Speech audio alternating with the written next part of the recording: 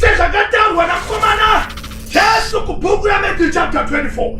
Mukaona nyanga yakarehwa naprofita Daniel yagara panzvimbo tsvene. Vanofara, farai mutofarisisa, nokuti mangwana hamungamuki muchifara.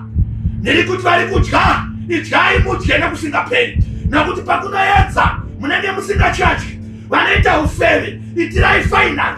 Vari kuromba, romberai fainari. Musavaraipa vana vaMwari, mazuva akaipa. Vakadaro vamwe vakagarira un'anga, vamwe vakagarira magrenade emisopodiya, vamwe vakagarira shinda dzakanatswa, vamwe vakagarira mvura dzakabva kuna Zambezi dzikazanganisiwa nedzakabva kwamukuvisi. Ndati andalaina shoko rekuti tsvene. Zvitsvene ukaona zvava mumaoko emuvengi, zvitsvene zvava mumaoko meuyo anozvidza nekushora zita raMwari. Ngatizivei vanhu vaMwari kuti chakarehwa neprofita Mikairi ava kuzosimuka.